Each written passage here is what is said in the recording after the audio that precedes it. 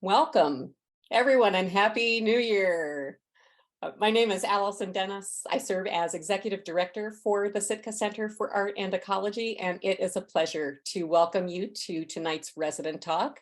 Thank you for joining us to help learn about and welcome 6 of the more than 50 practitioners who will work and stay at Sitka between this past October and this April.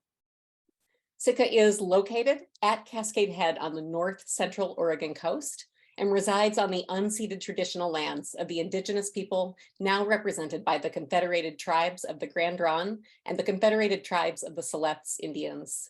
There is so much to learn. As just one way to do that, if you're visiting Sitka or this region, we encourage you to visit the Tuchala Museum and Cultural Center, which is just a 25-minute drive from here and such a vibrant place.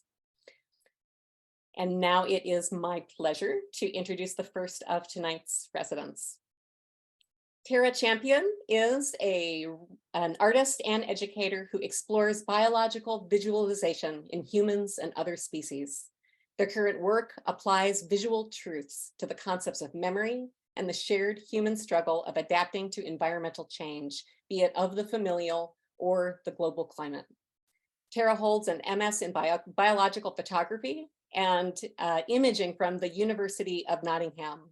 They have been published in the US and abroad and exhibited in galleries throughout the Pacific Northwest. So please join me in making some Happy New Year noise wherever you are and help welcome Tara Champion to the Sitka Center. Hi, thank you. I just want to first thank Sitka for allowing me to have this opportunity. I'd also like to thank the support of my partner who allowed me to be able to go while they stayed home with my 4-year-old for the whole time. So I would just like to do a little shout out to them. So the work that I've been doing and I came to Sitka to think about was really centered around identity, and identity really drives our way of viewing our world as we think about how we grew up, where we came from, possibly the land we were born into, the cultures we were born into. And it really has a lot to do with how I see art and have started to create art. I have multiple different identifying factors that I've been drawing on a lot lately in order to kind of really think about how I've been informing my work. And that's really was what I worked on while I was there in Sitka. So for a little background into some of the other works that I've been doing, the identifying factors that are at play here is that I am a birth child, meaning I was adopted. So I have an adopted family. I have birth family that I have reunited with. As a very young teenager, I became a birth parent. I gave my first child, I asked other people to raise her, and that was within an open adoption. And then obviously about 4 years ago, I became a mom myself to a child that I am raising here at home. So these 4 identifying factors have really been what I've been focusing on for quite a few years. And when I'm thinking about, and sorry, let me switch over to show you some imagery here at this point. What I've been thinking about in terms of those identifying factors, in terms of the landscape, is really how the landscape can and the environment we have hold memory for us. One of the first images I have of my adopted family, I was adopted a little bit older, just under a year old. One of the first imagery I have for my adopted family is us on the coast of Washington. And I must have been living with them for just a few months at that time. And that coast, that area, those locations, they hold something. Whenever I go back to these places, I feel something sort of in my gut. And I think a lot of us do when we go back to certain places, be it we call it just love or passion or interest. But for me, it feels deeper. Feels like there's a connection, almost a rooting that happens as I've been experiencing going through these different elements of identity and kind of feeling lost with them. So I'd been starting to, and these are a couple of older images. I didn't create these during my time in Sitka, but I've been starting to place myself within some of these environments that I felt so drawn to, and start to kind of just have some visuals that are showcasing what the body and the environment and kind of the connection that they can hold, the repeated forms that happen within some of these spaces. as I hit Sitka, I literally drove into Sitka, and on my drive in, I actually drove by this control burn that was happening. And I like U-turned the car real quick because I was just like, what is that? This is crazy. And it's like right next to the road, you know, and I live in Seattle. I don't see control burns that often. For those folks who live out in the forest, this is probably just no big deal, but I was like, whoa. So, you know, I got my camera out, I took some video, and I took a few shots on film here. And it really just started off my process of Sitka with this really big, amazing sort of event that was happening. So these are some images from that. They aren't necessarily something that's going to go into the project, but they really just started to inform what I did work on while I was there at Sitka. So I was just really sitting there with all this fire, just kind of in the middle of this forest, this heat that was coming off of them and all this smoke. And it was really powerful just watching these huge control burns with these crazy piles that were there. The people there allowed me to kind of get in pretty close. And so that really started this whole journey off for me. It was pretty amazing. As I started to explore the Sitka area and just kind of walk around, I was carrying my camera and shooting some film and just kind of exploring and letting the place really speak to me and kind of figure out what I was trying to kind of get at with the projects I've been working on, how this time that I spent at Sitka could allow some of those things to grow and change. So I created quite a few images of just the area around. I went to the beach a lot, and I just love the ocean. It really speaks to me. So I started taking some images there at the beach, kind of close to Lincoln City in that area. A couple more from the ocean. And as I was within these spaces, I started also taking a lot of video. And as I started kind of thinking about the video and being within the environments, something kind of started to distill down. I had this video of fire, and then I had this video of the ocean. And I was like, wow, interesting. I have these two elements right now, right? About water and fire. That's interesting. What if I think about creating video that encapsulates all these different types of elements of fire, or excuse me, different elements of nature? So what about earth and wind? You know, can I get earth and air in here? So I very nicely asked Bob if I could borrow a shovel and go dig a hole. And so that's what I did. And I went up the hill, and I dug a hole and took a video of me essentially digging a hole for about 10 minutes. And so I had this video of earth happen. And then while we were there in Sitka, we had this crazy windstorm that knocked the power out. It was just really strong. And I had been working in my studio all day, and I go out in the evening, and the rain had stopped, but the wind was still going crazy. And so I was like, oh, this is wonderful. So I got my video camera out and did some video of the wind just whipping around and being wild. So I had these 4 different videos that really talked about the elements that make up almost everything that we can think of in our earth.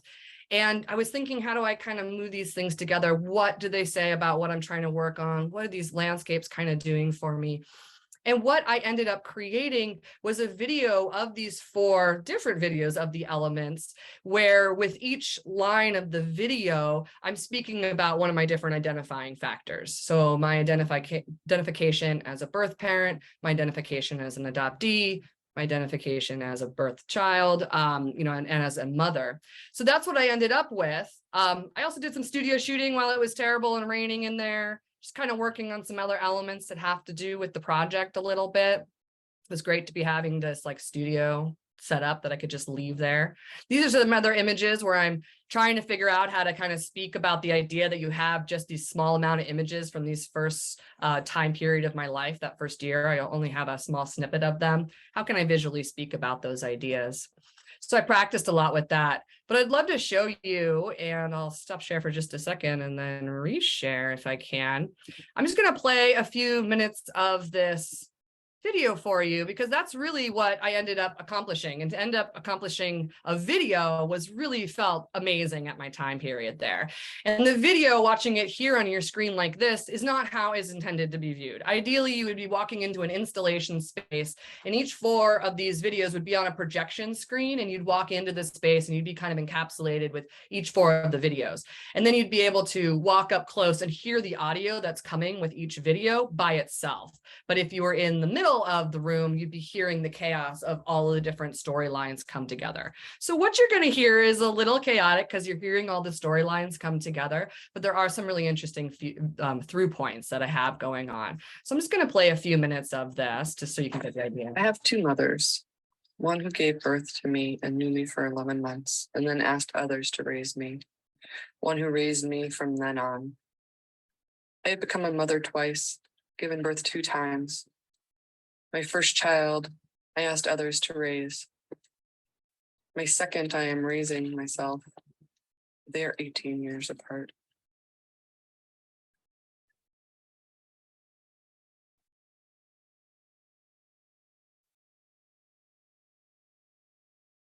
The drive to become a mother like others to raise was deeply rooted, and it's impossible for me to untangle. Didn't really let myself explore too much about that person that I took on. I was no I was 16. I was scared to remember that we were. I told myself I didn't know what I was refining that being one mother. They were in such a way. So it goes on for a few more minutes, which we don't have time for, but hopefully the possibility to be able to put this in that installation view would allow people to walk up and engage individually with each one of these videos and hear the narrative that's coming along with it, while also kind of hearing all of them kind of circle around, since it is sort of an encapsulation of who I am in total. If anyone's ever worked on video work, you'll know that it takes a decent amount of time. So my time being spent there, having created all 4 of the videos, creating audio and having space to create audio and really think about these personal identities that come with that, and to be able to put it all together was just really a phenomenal act for me. And I feel really proud to have been able to accomplish it all and have kind of a finished product in the end. Not that that was a requirement by any means, but it feels good for the project. And to just wrap up, what ended up coming out of this time here at Sitka was this amazing clarity about what this project is about. I've been circling around for 4 or 5 years trying to figure out, is it about womanhood? Is it about giving birth? Is it about being a birth parent? Like, what is this? What is this? And I just sort of have really now kind of gotten this really clear idea that, like, oh, it's these 4 sort of intersecting identities. And these 4 intersecting identities are unique to who I am, but they also have a lot of universal threads for a lot of us coming through. So that clarity in and of itself was just a huge gift, being able to have the time to really kind of spend with the project and understand what's going on. Thanks all for listening. I have more stuff on my website. Hopefully the installation will be up at some point in the future. We'll see. Thank you so much, Tara, for sharing your work and especially taking us inside such recent work. It's exciting. Okay. Mika Aono is a multidisciplinary artist living in Eugene, Oregon. Her recent work explores humanness in absurdity and futility through laborious processes, giving meaning to the meaningless. She wishes she were a gentle superhero. Born in Sendai, Japan, she teaches printmaking and works as a studio technician in the Department of Art at the University of Oregon. But for the past few weeks, she has been occupying Sitka's printmaking studio. So please welcome Mika Aono to the Sitka Center. Hi, thank you for the nice introduction. I'd like to share some of my images here. Before I got to Sitka, I didn't know what I was going to do. I didn't want to have this like specific plan. I wanted to be inspired by the place. So I went into this flooring shop, and in the back of the shop, they have remnant flooring materials that I can carve on. So I bought this like a 4-foot by 6-foot flooring material and then carried it to Sitka and then see what happens. And then first of all, I was so enchanted by the estuary, the place, the water, the forest. It's just so gorgeous. I was really wanted to make something that honored the place. And then also like Tara was saying about such a stormy night, and then we lost power for a little bit. But so on that day, I found this like a teeny tiny mushroom, probably like a 3 millimeters. Like it was sitting on this like a fluffy moss on top of this post. And it's really tiny, but it's so resilient. During those like violent storm, it was still standing strong the next day. And I feel so inspired by it. the power of it. And those mossy, moss-covered trunks, it's just so, and then the mushrooms. This is in the area that Irene and Eric, we hiked around a little bit one day. It was gorgeous. And these like a moss, like growing like a curtain. It just so amazing. And then this is the Irene took the picture of me with the giant tree. The size, the scale of it, it's just stunning. So I was thinking about the time and history that this place holds. And then I was enchanted by this estuary, and I was started doing some research, and then I found this really old map that was drawn probably in late 1700. And so I was thinking about how the estuary changes the form as nature and people surrounding it changes. So it kind of like morphing. I felt like I'm witnessing this, like the outcome of this human and nature interactions in that place. So, and then I love the most, of course, the soft ground. And then the water, the shimmer, it changes every day depending on how the light shines. So what I decided to do is just carving this, like the map of estuary. And I started carving that. So this is a big plate, about 30 inches by 42 inches, no, 48 inches long. And then I started carving. I wonder if you're interested in me carving. I have a little video of it. It may not be that interesting, but if you've never seen printmaker work, this is how it happens. It's really like so slow and then tedious, but keep carving.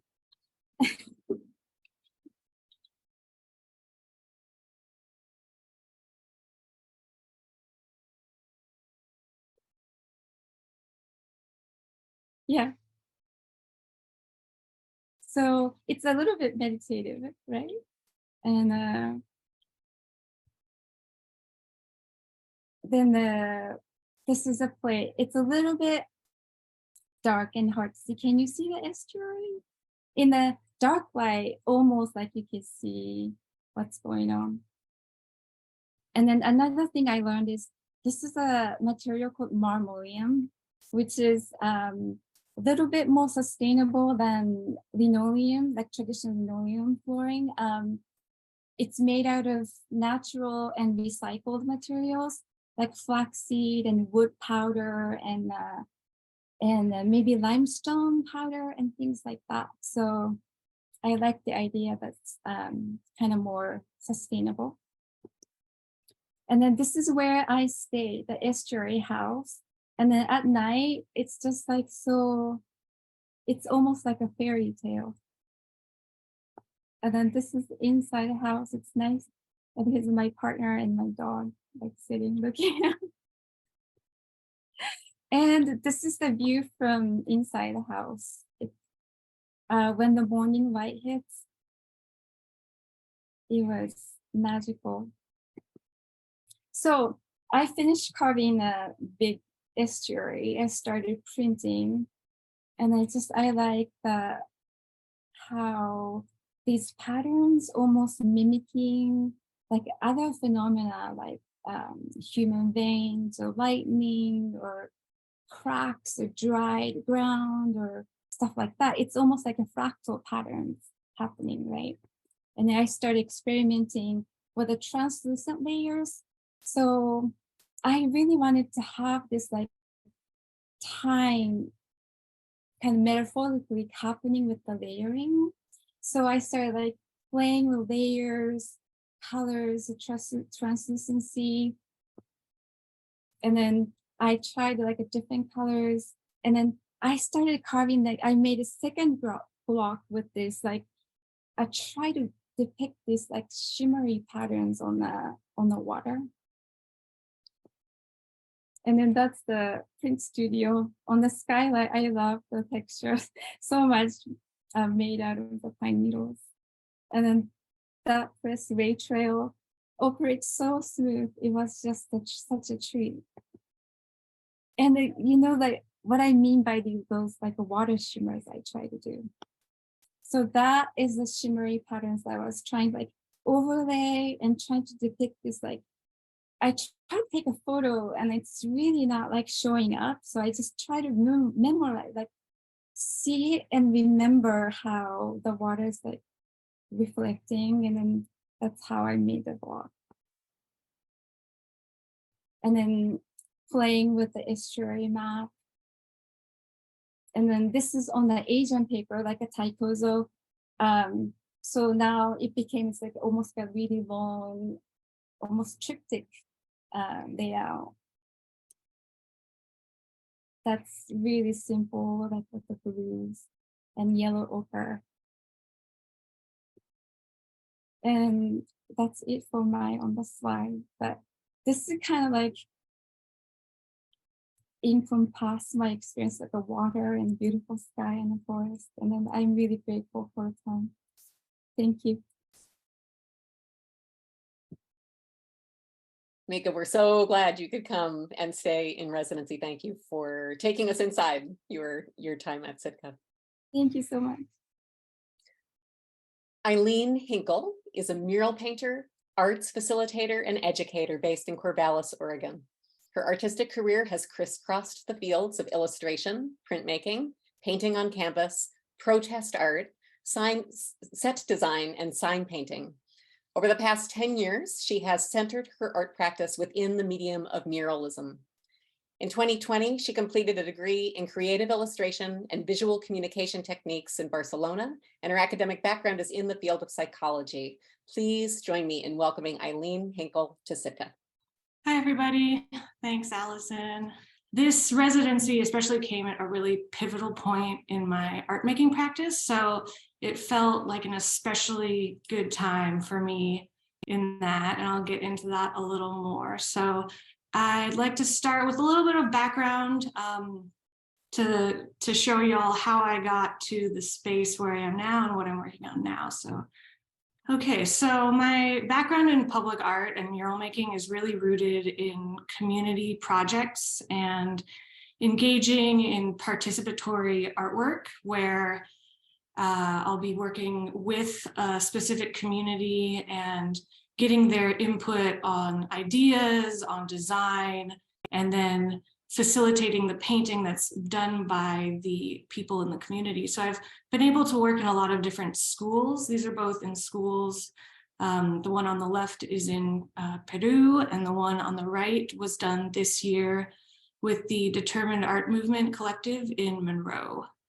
And so it's really, for me, engaging with the community, amplifying their voices, really listening to what they're interested in portraying has always been fundamental for my art practice.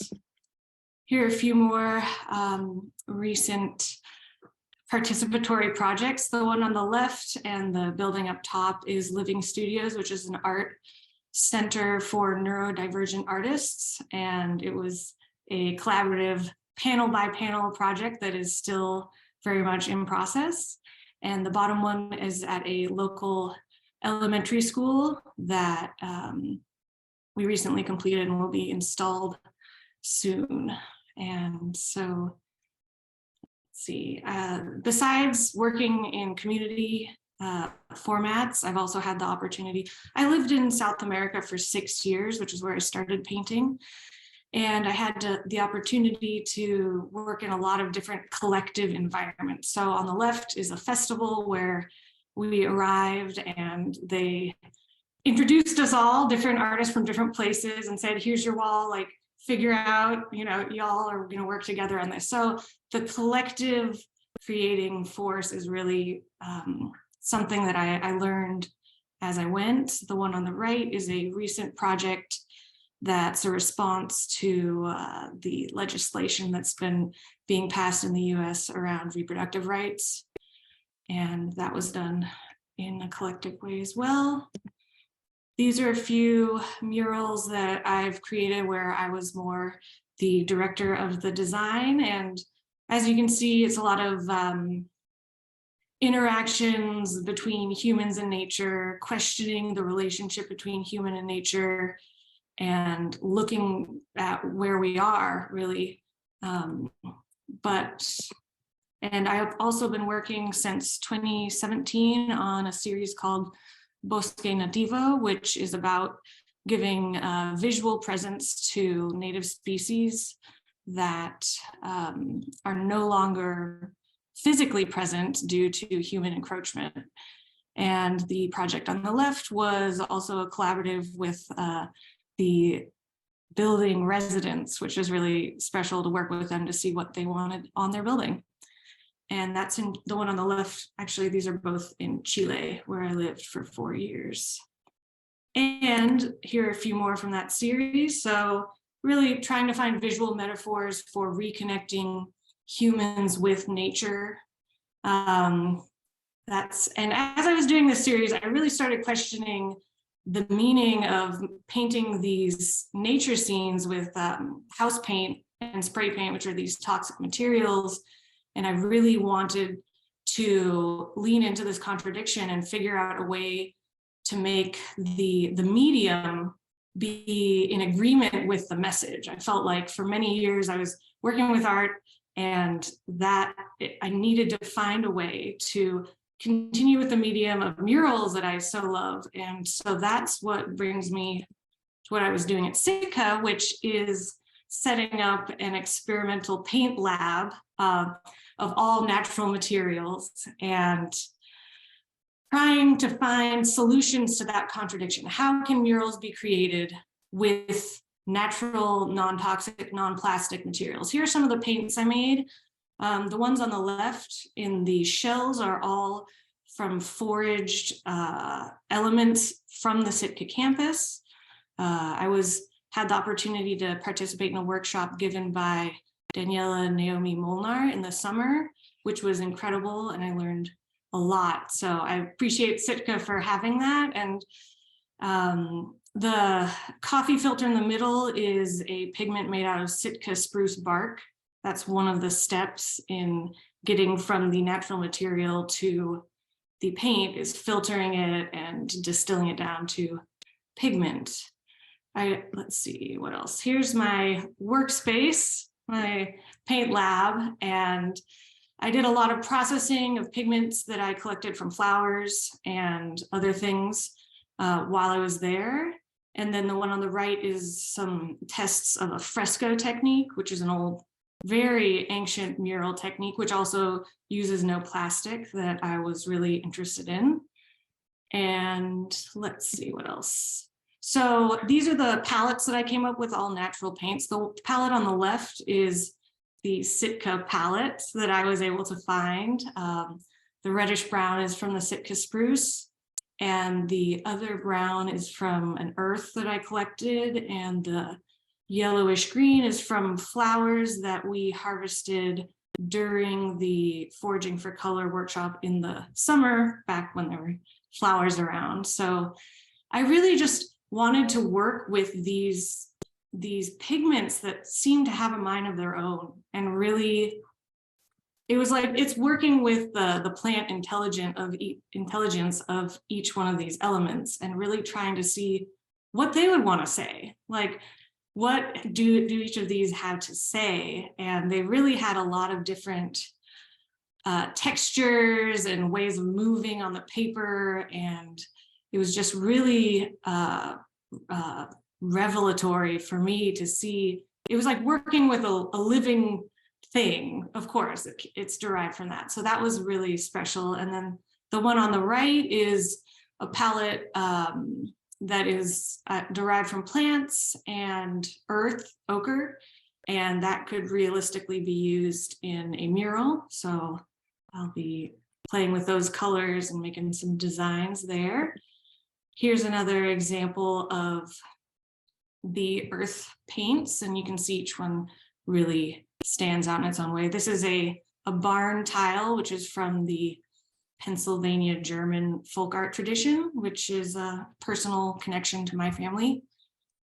And here are a few studies that I did while I was at Sitka with different folk art traditions from my family history, and also some original designs. And so I was just playing with, what can these paints do? What are they saying?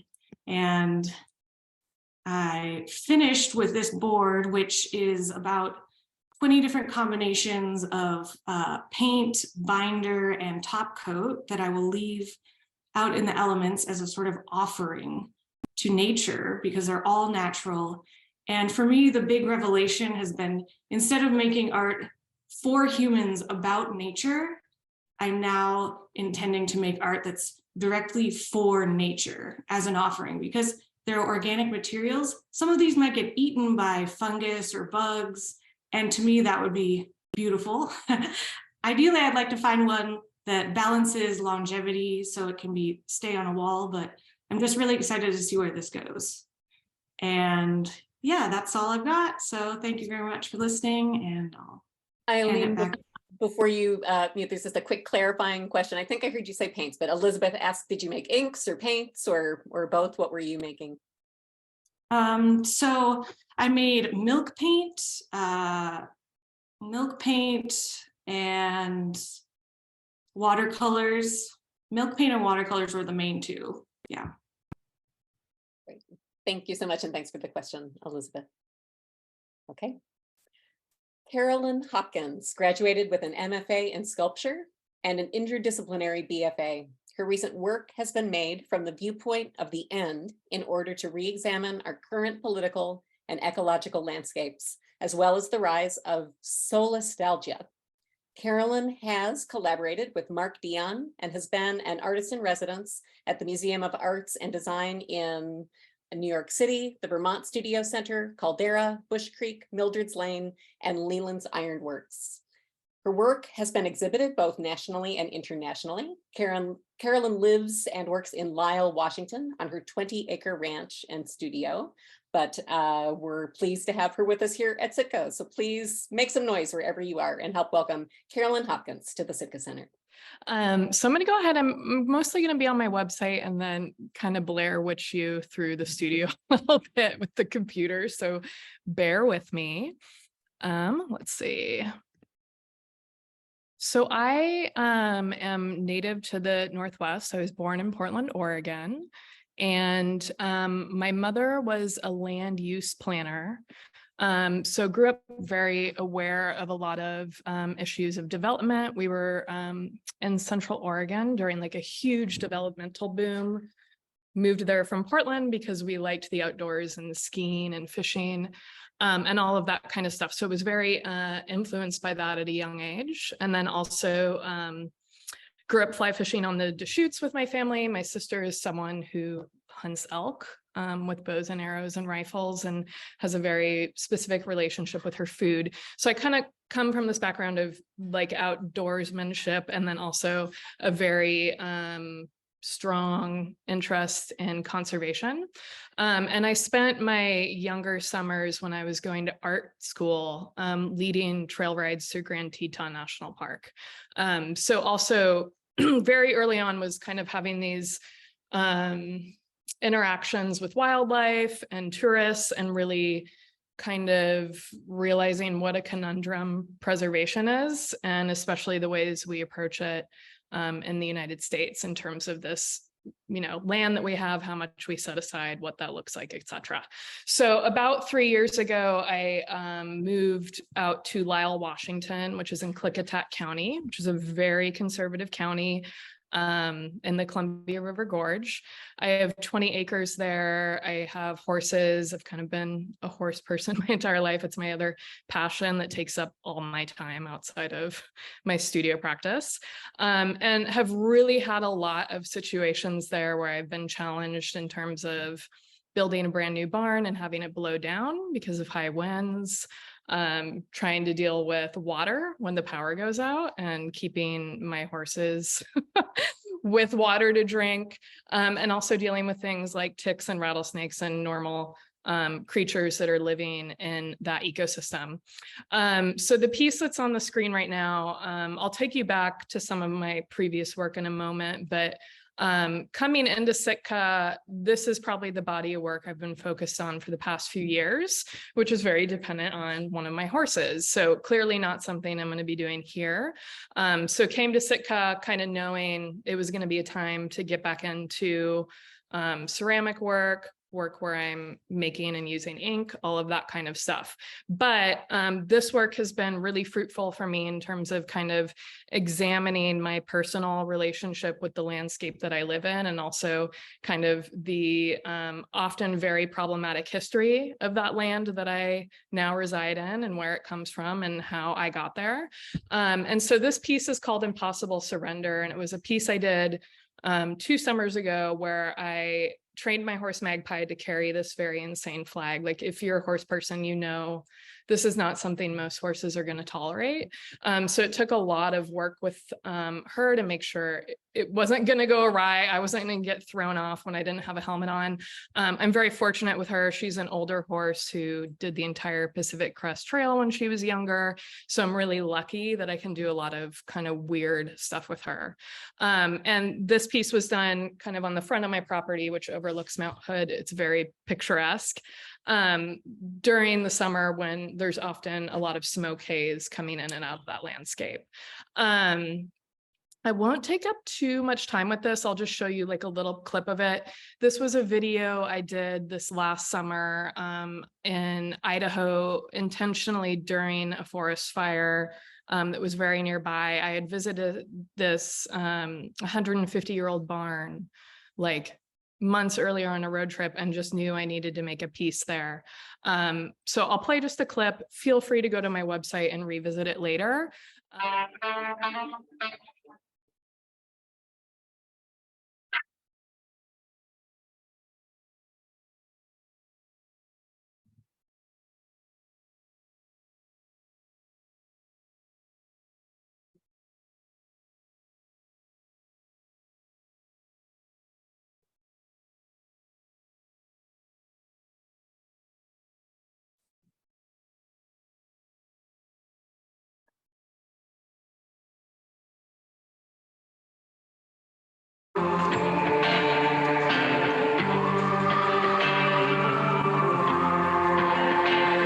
So this is I think it's about a 4-minute piece. You can feel free to go watch the whole thing, but it's just kind of another iteration of working with Magpie to do something really challenging in terms of like our relationship. And then also really looking at, you know, patriarchal tropes of the American West, the cowboy, all of those sorts of things, playing around with the soundtrack in terms of referencing like spaghetti westerns and that history, and then shooting it in this space that's a really old architectural space in the American West during, you know, what we are all familiar with if you're living in the Northwest, which is our new fire and smoke season.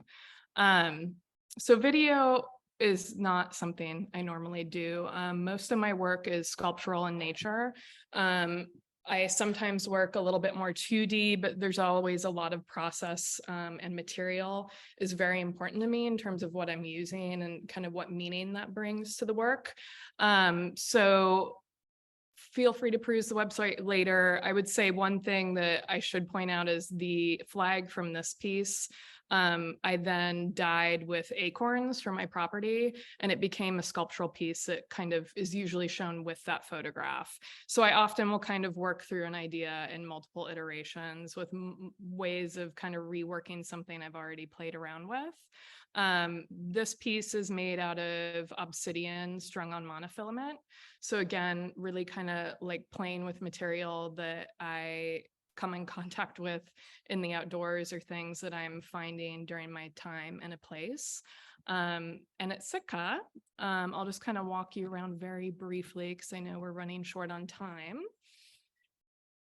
I have mostly been working in clay. So my studio at home, I have a kiln, but I don't always have a lot of time to be in my space and really like sink into it and play around with things.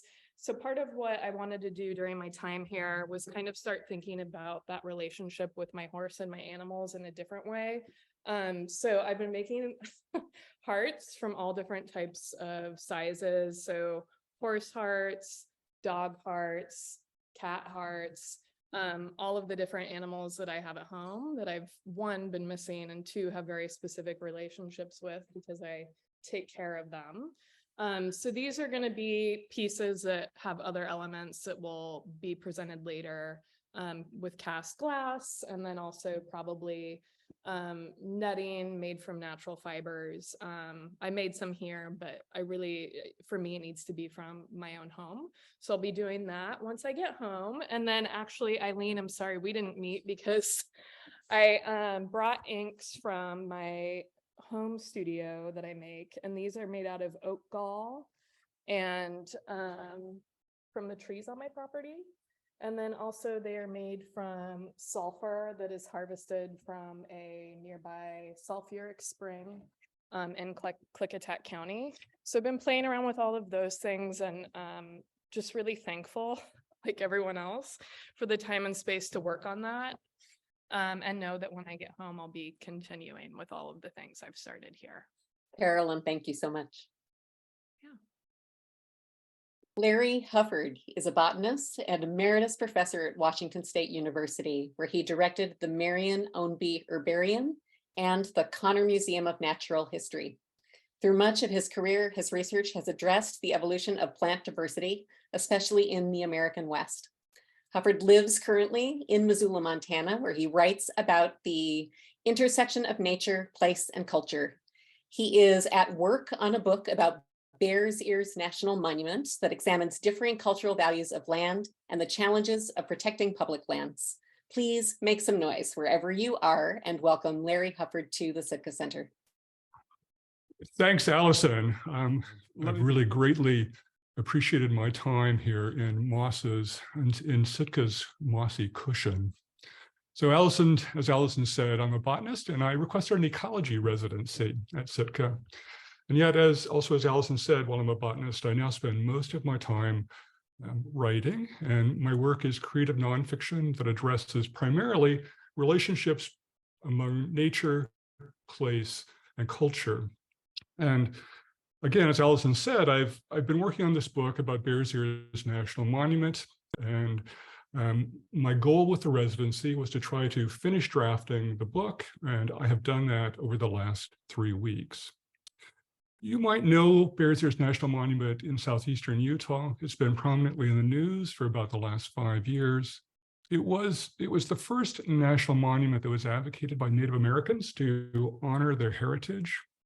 The monument was proclaimed in 2016 by President Obama, and then it was dramatically reduced in size by President Trump in 2017. President Biden recently restored the monument back to largely what President Obama had originally proclaimed. And my book looks at the cultural and political forces that are at play in the controversy surrounding the protection of the Bears Ears landscape, protecting it as a national monument. It has not only vast natural biotic communities, but it also has one of the densest concentrations of native antiquities in our country. And the cultural and political forces at play include foremost the interest of Native Americans in reclaiming traditional homelands they were forced to vacate in the 19th century. It includes the roles of environmental and recreation organizations in public lands. It includes opponents who are antagonistic toward the federal government and generally believe that the government should not own public lands. And some of the most important players in the Bears Ears controversy are industries that exploit the environment for profit, including mining, fossil fuel, and cattle grazing. The provisional title of my book is Whoever Claims It Hardest, which I have taken from Joan Didion from an essay in her book, The White Album. The Bears Ears Monument story I tell is one about competing claims to the land and competing visions for how public lands should be used. My book is a history of the monument, but it's also an exploration of the motivations and machinations of both advocates and opponents of the monument. And I conducted several interviews and used different characters to carry the storyline in the book. And so one of the things that the book offers are many distinct voices that come out. And to give you a sense of the book, I'd like to finish with a reading from the prologue in which I set up the context for the book. And the section I'm going to read is from the end of the prologue, and it describes an interview that I have done with a Navajo elder who is an opponent of the National Monument. And even though I'm quite in favor of seeing this land protected, I must say this was one of the most fascinating pieces of the work was this conversation with the Navajo elder. One voice in the book belongs to a Navajo elder called Grandma Betty Jones. I interviewed Grandma Betty at the home of her daughter, Anna Tom, where Grandma Betty and I sat together on a love seat. If a slip so tiny she nearly disappeared in the love seat's plush leather, Grandma Betty, dressed in a carmine sweater and a red calico skirt with yellow wool socks, stood out. She stood as a political emblem. She stood forcefully against Bears Ears National Monument. She stood prominently on stage behind President Trump when he cut Bears Ears National Monument, a moment we will return to later in this book. Grandma Betty lived then in a traditional hogan on McCracken Mesa, a windswept expanse of pinyon pines and junipers on the Navajo Indian Reservation in San Juan County, Utah. But she had grown up in what became Bears Ears National Monument. The Bears Ears rose in Grandma Betty's earliest memories. Young, 5 at most, the year might have been 1935 or a little after. She described riding behind her father, tied to him to prevent falling from the saddle of his tall horse, as they drove sheep toward the high meadows of the Bears Ears to graze for the summer, going first through Valley of the Gods, a sandy plain with wind-sculpted pinnacles that lay between the San Juan River and Cedar Mesa. Her father's herd had hundreds of sheep, a dusty mass moving, swarming out through the sagebrush, individuals scrabbling. Memories as fresh, she said, as what she saw now before her eyes. Her grandfather, a man named Shah, after the Dene name for the Bears Ears, taught Grandma Betty the names and healing qualities of the plants around his hogan at the Paired Buttes, and this led to her practice as a traditional healer. As we talked in the love seat, Grandma Betty waved her arm upward, directing my attention to the dried plants suspended from the ceiling. Some were poisons, she told me, that must be used in poultices administered in a sweat lodge to heat the sick person, to heal them. Native American advocates for Bears Ears National Monument identified healing as their main objective. A monument that honored their heritage and could provide healing, they believed, through reconnection to their homeland and access to traditional foods and medicines. Bears Ears is a chasm of mirrors. Every view can be found in its reverse, flipped and oppositional. If some Native Americans sought healing in the proclamation of a national monument, others, such as Grandma Betty, found it to be a source of pain. Grandma Betty told me the monument cause, pushing out of balance her life and her needs on the land, had claimed her hearing. Grandma Betty spoke only the Navajo language, understood only Navajo, as far as I could tell. I neither speak nor understand Navajo. Anna Tom translated my questions and then told me Grandma Betty's responses. Anna Tom sat, our knees nearly touching, just in front of us on a kitchen chair. Tom had a spiral-bound notebook on her lap, and she made periodic notes about what was said. I feared much was lost in the translation of Grandma Betty's stories, and yet I feel committed to telling her story and that of others involved in the monument controversy as honestly and accurately as possible. Grandma Betty told me that other people had been there to get her story. Afterward, she had not liked what they had written. Grandma Betty wanted me, she said, to tell her story straight.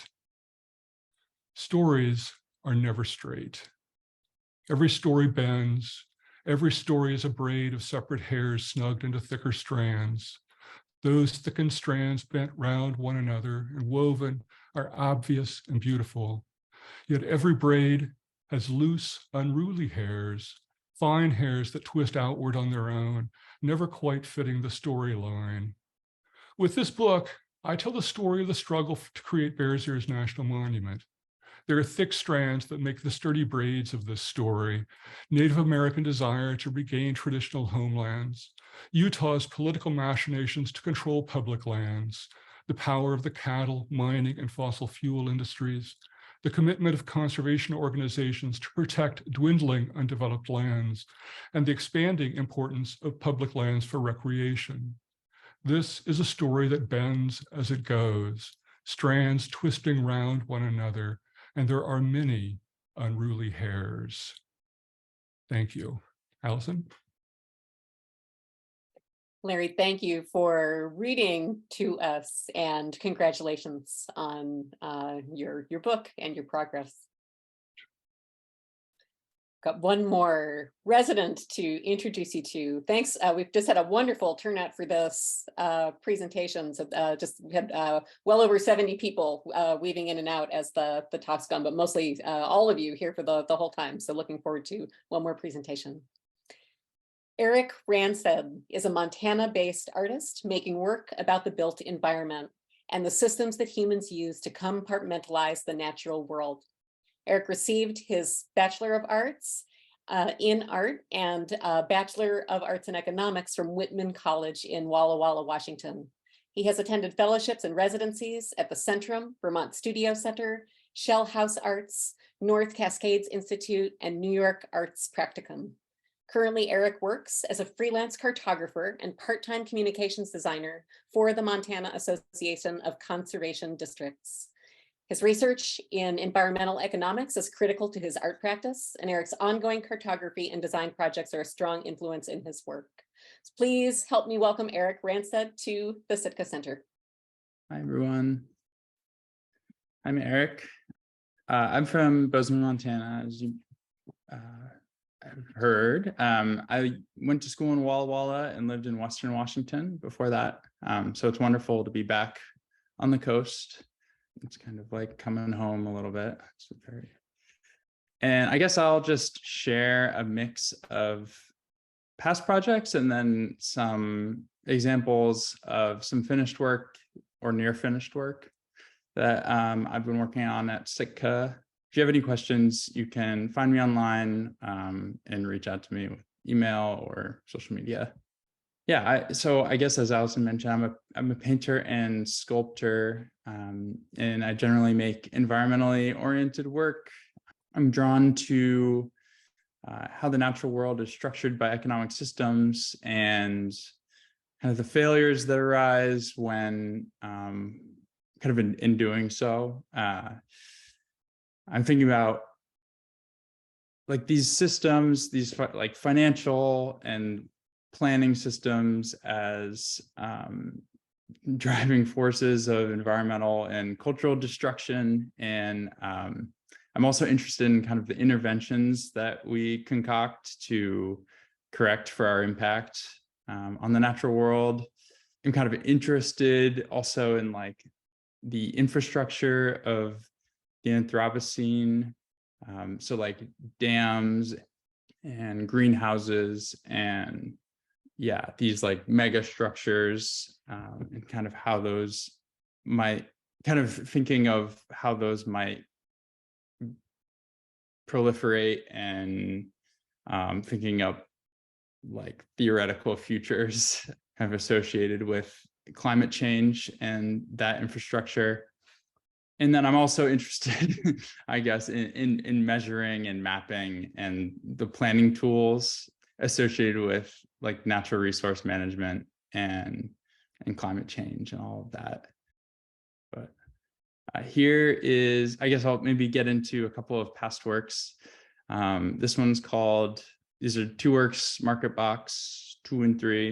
And this was kind of the start of a new project. I made these in Glasgow, Scotland. It was like my first time really living in an urban setting. And I feel like the material library and like the darkness and grit kind of colliding with the lushness of the city a little bit. I've spawned these, I have spawned this direction. This work is kind of taking that concept, taking it into a more sculptural direction, thinking of it as like this built up landscape. You'll kind of notice that I use a lot of in this time, I kind of used a lot of plywood because it was like cheap. And also, I think it just, there's this quality to, I guess if you're familiar with how like plywood's made, it's like basically a long blade and they like unroll this, cut off this big sheet of thin like veneer off of a log and they like spin it off. And then they laminate it all into boards. And I think like, I like to show kind of the end grain of that. And I think plywood just holds this tension between kind of this natural wood grain, but also like this highly manufactured artificial aesthetic.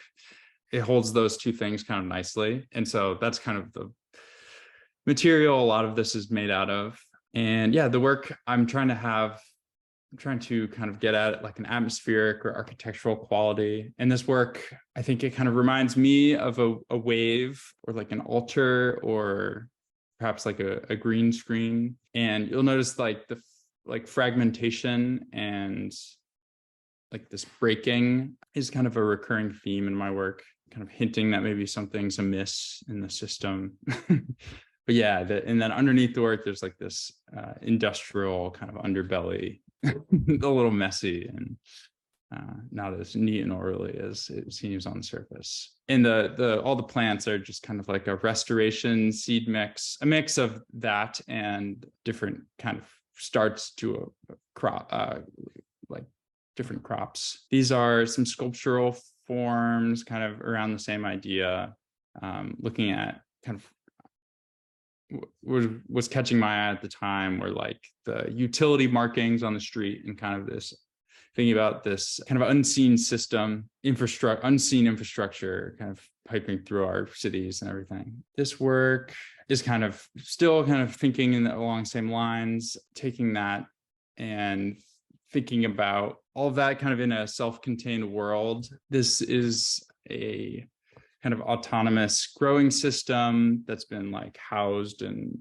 warped into this like kind of installation piece of a sphere. Just thinking about, again, the future infrastructure of climate change influenced by like biodomes and like the controlled atmosphere and alternative farming systems. I like this piece. It gets at something kind of celestial or like atmospheric, and I think it's kind of like speculative and a little bit dramatic, which is kind of fun. Kind of makes your imagination go to some interesting places. Some more details.